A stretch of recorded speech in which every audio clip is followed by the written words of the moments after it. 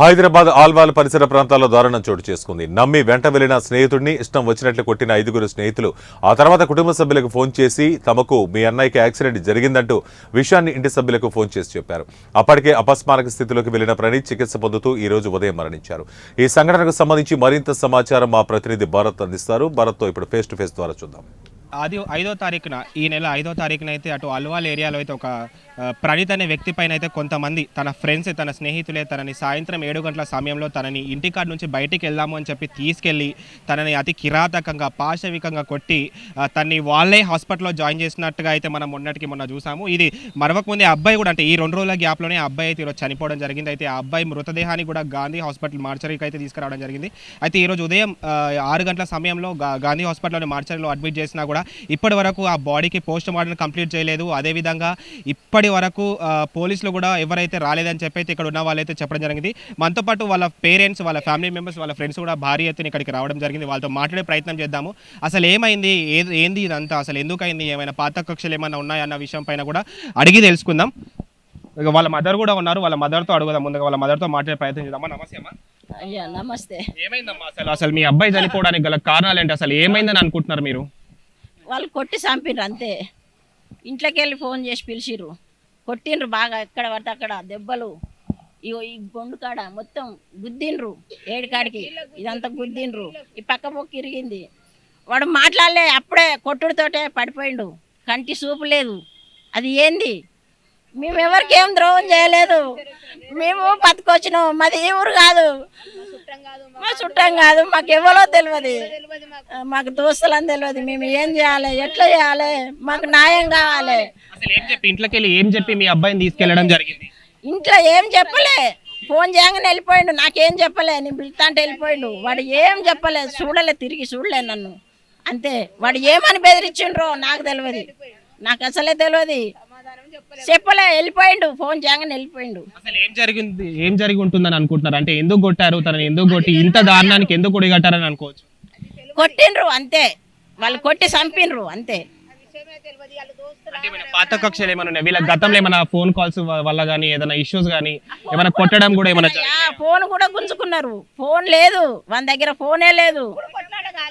ఎప్పుడు కాలే మాకు తెలియదు. నా కొడుకు ఎవల జోలి కోడు, ఎవల వార్త కోడు, వాడు అంటే ఆనడు. ఏంది మాకు ఏది తెలియదు, మాకు తెలియదు. ఎంతమంది కొట్టారని అనుకుంటున్నారు మీరు? ఏమైనా ఇన్ఫర్మేషన్ మీకు ఏమైనా వచ్చిందా? ఎవరు చేస్తారు అంటే అది ఘటన జరిగిన తర్వాత మీకు ఎప్పుడు ఇన్ఫర్మేషన్ వచ్చింది? ఎవరి ద్వారా వచ్చింది మీకు ఇన్ఫర్మేషన్? మాకు ఫోన్ చేసి చెప్పారు వాళ్ళే. యాక్సిడెంట్ అయింది, తీసుకుపోయిందని తెలియదు. 2 హాస్పిటల్ తిరిగినా కానీ మాకు తెలియదు. ఇట్లా రాకపోయేటట్టు ఇగో ఇవన్నీ దెబ్బలు కాళ్ళకు గుంజుకపోయిండ్రు. వానికి సోయి లేదు, మొత్తం ఇట్లా తేలగాని లేచిండు. బ్రదర్ కూడా ఉన్నారు, వాళ్ళ బ్రదర్తో కూడా మాట్లాడే ప్రయత్నం చేద్దాం. అసలు ఏమైంది, ఈ ఘటనకు గల కారణాలు ఏంటి, వాళ్ళ బ్రదర్ని కూడా అడిగి తెలుసుకుందాం. సో మనతో పాటు ఉన్నారు.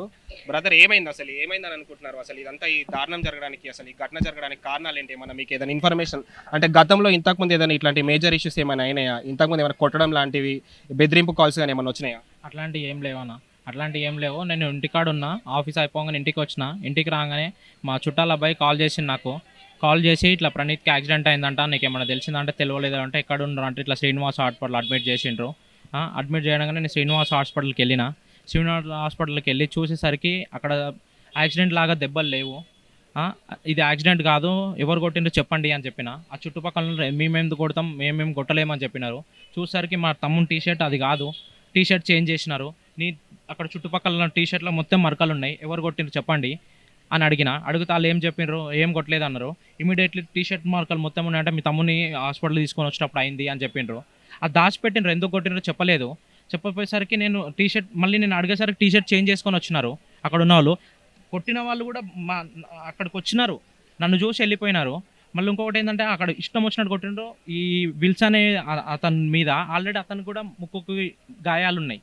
ఏమైంది, గొడవగా అంది, నీ ముక్కు గీతలు ఎందుకు ఉన్నాయని అడిగినా వాళ్ళందరూ భయపడుతుని చెప్పలేదు ఏమైంది అని చెప్పేసేసరికి దాని తర్వాత హాస్పిటల్ తీసుకొని వెళ్ళినాము.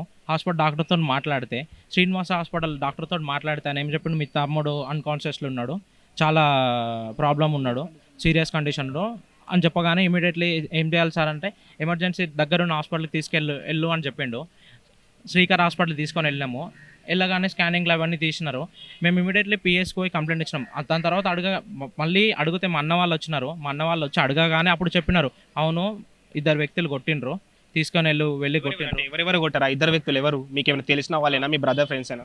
మా బ్రదర్ ఫ్రెండ్స్ వాళ్ళు కాదు. జశ్వంత్ అన్నట్టు ఆయన ఒక ఆయనే, గోవర్ధన్ అన్నట్టు ఆయన ఒక ఆయనే, ఇద్దరు కలిసి కొట్టినారు మా తమ్ముని. అది కూడా ఎట్లా కొట్టినారు, మా ఫ్రెండ్ విల్సంట్ అనే అబ్బాయితోటి మా తమ్మునికి కాల్ చేయించి రప్పించుకొని మా తమ్ముడిని ఆల్రెడీ 2-3 డేస్ నేను ఎంక్వైరీ చేస్తే 2-3 డేస్ నుంచి మా తమ్ముని మీద ఏదో పెట్టుకొని పగ ఆల్రెడీ ఫాలోఅప్ చేస్తుండ్రంట. చూసి ఈ టైం తెలియదు. మా తమ్ముడు ఏం చేసాడు, ఫ్రెండ్ రమ్మన్నాడు కదా అని వెళ్ళినాడు. అయితే ఇదంతా కూడా ఒక డ్రగ్స్ వ్యవహారంలోనే మీ తమ్ముడిని కొట్టిరు అని చెప్పి అయితే తెలుస్తుంది. అంటే మీ తమ్ముడు కూడా డ్రగ్స్ తీసుకునేవారా గతంలో? మా తమ్ముడు అట్లాంటి ఏం అలవాట్లేదు, అట్లాంటి అలవాట్లు ఏం లేదు. బట్ ఏంటంటే వాళ్ళు చేస్తున్నారు, ఏదైతే చేసుకున్నారో జస్ట్ మా తమ్ముడు చెప్పింది, అతని దగ్గర దొరుకుతుందని చెప్పిండో చెప్పలేదో తెలియదు. అది చెప్పినట్టు నిరూపించగలగాలి కదా. ఒకవేళ మా తమ్ముడు తీసుకొని ఉంటే ఆ రిపోర్ట్లలో ఉంటుంది కదా. ఈ ఇష్టం వచ్చినట్టు ఎట్లా అంటే అతి దారుణంగా అది గుద్దినట్టు, అది కాకుండా అక్కడ మొద్దుంటే మొద్దుకు గుద్దిండ్రు, మొద్దుకు గుద్దిండ్రు, పండ్ల పెట్టి తొక్కిండ్రు. ఈ పక్క బొక్కలు అన్నీ ఇరిగిపోయినాయి, ఈ దౌడ మొత్తం ఇరిగిపోయింది, ఈ నెత్తికి మొత్తం ఫుట్బాల్ గ్రౌండ్లా ఇష్టం వచ్చినట్టు తొక్కిండ్రు. బండి మీద ఎక్కించుకొని వచ్చి చుట్టూ తింపి మళ్ళా ఎవరైతే ఫోన్ తోటి రప్పించుకున్నారో వీళ్ళు ఫోన్ చేస్తే వాళ్ళకే అప్పచెప్పేసి వెళ్ళిపోయినరు. అంటే మీ ఇంటి దగ్గర నుంచి వెళ్ళేటప్పుడు ఏమైనా ఇక్కడికి వెళ్తున్నానని చెప్పి కానీ మీకు ఏదైనా ఇన్ఫర్మేషన్ ఇచ్చి కానీ వెళ్ళడం ఏమైనా జరిగిందా? ఏం చెప్పలేదు. నేను అప్పుడు ఆఫీస్లో ఉన్నా, మాకు 10 o'clock వరకు ఏం తెలియదు. అప్పటికే అయ్యింది, ఒక 1 hour హాస్పిటల్లో చుట్టూ తింపిండ్రు. అది మా చిన్న తమ్ముడు చూసి మా చిన్న తమ్ముడికి ఫోన్ చేసి ఇట్లా అరే యాక్సిడెంట్ అయింది రా అని చెప్తే మా తమ్ముడు పోయిండు. మా తమ్ముడు పోయేసరికి మా తమ్ముడు ఆడప్ప చెప్పేసాను మా తమ్మునికి. అప్పటి వరకు మాకు ఏం తెలియదు.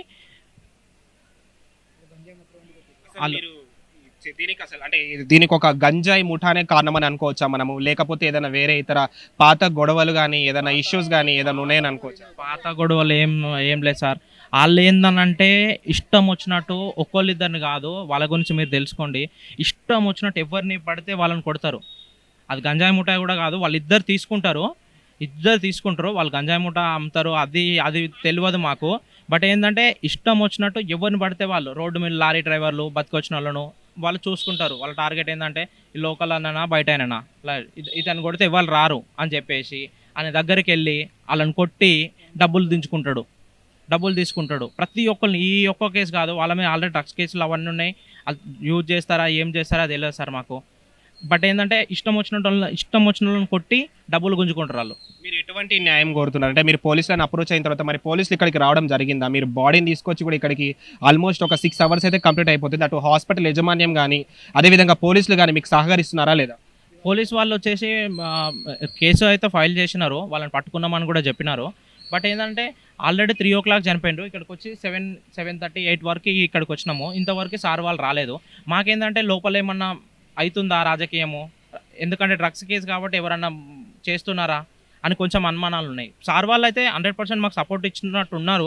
బట్ ఏంటంటే కొంచెం అనుమానాలు అయితే ఉన్నాయి, ఎందుకంటే లేట్ అవుతుంది, ఏం చేస్తలేరు అని చెప్పి. మీ డిమాండ్స్ ఏంటి ఫైనల్గా? మీ డిమాండ్స్ మీరు ఏం కావాలని, మీకు ఎటువంటి న్యాయం కావాలని కోరుకుంటున్నారు? వచ్చేసి ఒకటే అన్న, ఏంటంటే మా తమ్ముడు మళ్ళీ మాకు రాడు. ప్లస్ ఏంటంటే మా జరిగిన కుటుంబాలకి జరిగింది మా తమ్మునికి అయింది. ప్లస్ మాకు కూడా భయము, ఎందుకంటే మా తమ్ముడు ఇప్పుడు నేను మళ్ళీ వాళ్ళ మీద పగ తీర్చుకుందామని చెప్పేసి నేను కత్తి పట్టుకున్నాను అనుకో, అది కరెక్ట్ కాదు. ఎందుకంటే నాకు అమ్మ అయ్య పిల్లలు ఉన్నారు, నాకు ఒక ఫ్యామిలీ ఉంది. నేను వెళ్ళలేను కదా. వాళ్ళు మళ్ళీ బయటికి రావద్దు, బయటికి వచ్చి ఇలాంటి కుటుంబాలు బాధ పెట్టొద్దు. ఈ ఘటన జరిగిన తర్వాత కూడా మొదటిగా వీళ్ళ బ్రదర్కి కాల్ వచ్చింది, మీకే కదా కాల్ వచ్చింది. సో మొదటిగా కాల్ అయితే ఈ అబ్బాయికి వచ్చింది. అయితే ఈ అబ్బాయి కాల్ చేసి ఏం చెప్పారు అన్న దానిపైన కూడా అడుగుదాం. నీకు ఏం చెప్పారు? నీకు కాల్ చేసి వాళ్ళు ఆల్రెడీ జరిగిన తర్వాత కూడా నీకు కాల్ చేసి వాళ్ళు ఏమని చెప్పడం జరిగింది కాల్లో?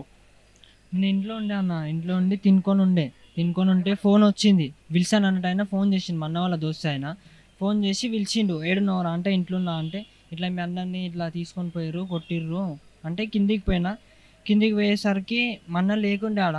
మన్న ఏడుండు, మన్న కాడికి తీసుకోవరు అని అడిగిన నేను. అంటే మీ అన్న వస్తుండ్రా ఆగ్రా అంటే ఇక నేను మన్న వాళ్ళకి ఎవరికి ఫోన్ చేయలేదు, మన్ననే తీసుకొని వెళ్ళిపోదాం ఇంటికి అని గమన అయిపోయినా. మళ్ళా కోలుకోలే. బండి మీద ముగ్గురు తీసుకొని వచ్చిర్రు ఎవరో మన్న వాళ్ళ దోస్తులే. హాస్పిటల్ తీసుకొని పోయారు. అట్లా ఫస్ట్ ఒక హాస్పిటల్ తీసుకుపోయారు. మళ్ళీ ఆ నుంచి వెళ్ళి ఇంకొక హాస్పిటల్ తీసుకుపోయారు. అలా సీరియస్ ఉండంటే ఇక మా అన్నకి చేసిన కజిన్ అన్నకి అన్న వాళ్ళు వచ్చేసి వేరే హాస్పిటల్ తీసుకొని పోయారు. ఓకే, అప్పటికే చనిపోయాడా లేకపోతే అంటే ఈ ట్రీట్మెంట్ కూడా హాస్పిటల్ ఇచ్చారన్న? ఎక్కడెక్కడ హాస్పిటల్ చుట్టూ తిరిగారు మీ ట్రీట్మెంట్ కోసం? ఒకటి యాప్రల్ లక్ష్మీనారాయణ, ఇంకొకటి ఆడ ఏందన్న హాస్పిటల్ శ్రీనివాస్ హాస్పిటల్ కాడ. అడ్మిట్ చేసేటప్పుడు ఎవరెవరు వెళ్ళారు? అక్కడ అడ్మిట్ చేసేటప్పుడు మీరు వెళ్ళారా? మీరు నేను వెళ్ళారా? Family members? ఎవరు లేకుండే. ఆ అన్న వాళ్ళు శ్రీనివాస్ హాస్పిటల్కి వచ్చిర్రు. నేను ఫోన్ చేసినప్పుడు వచ్చేసిర్రు అన్న వాళ్ళు. ఎవరు ఫోన్ చేశారు మీకు? ఫోన్ చేసింది ఎవరు? నాకు ఫోన్ వచ్చింది. నోవా అని మా అల్లుడు మా అక్క కొడుకు నుండి ఫోన్ వచ్చింది. అక్కడికి వెళ్ళేసరికి వ్యక్తులు ఉన్నారు, కొట్టిన వాళ్ళు ఉన్నారు, ప్లస్ వీళ్ళ ఫ్రెండ్స్ వాళ్ళ ఫ్రెండ్స్ అందరూ ఒక 5-6 మెంబర్స్ అందరు ఉన్నారు అక్కడ. చూసారు కదా, ఇదంతా అయితే చాలా దారుణంగా జరిగిందని చెప్పి చెప్పొచ్చు. దీనికి సంబంధించినంత వరకు కూడా ఇప్పటి వరకు కూడా పోస్ట్ మార్టం కూడా ఇప్పటి వరకు అవ్వలేదు. అదేవిధంగా పోలీసులు కూడా ఇన్వెస్టిగేషన్కి అయితే ఇప్పటివరకు రాలేదు. సో వీళ్ళకైతే కొన్ని అనుమానాలు అయితే బయటకు వస్తున్నాయి. ఎందుకంటే ఇదంతా డ్రగ్స్ కేసు కాబట్టి, డ్రగ్స్ వల్ల ఇదంతా అయింది కాబట్టి ఇది వేరే కోణంలో కూడా ఇంకేదైనా పోర్ట్రేట్ అయ్యే అవకాశం ఉంది. ఖచ్చితంగా వీలైన తొందరగా మాకు న్యాయం చేయాలని చెప్పి కూడా ఇక్కడ బాధితులు అయితే చెప్తున్నారు. ఎందుకంటే ఇలా జరిగిన ఘటన మరి ఏ ఫ్యామిలీకి కూడా ఇలాంటి జరగొద్దు అని చెప్పి కూడా వాళ్ళు క్లియర్గా అయితే చెప్తున్నారు. సో కెమెరామెన్ బంటితో భరత్, 1 టీవీ న్యూస్, హైదరాబాద్.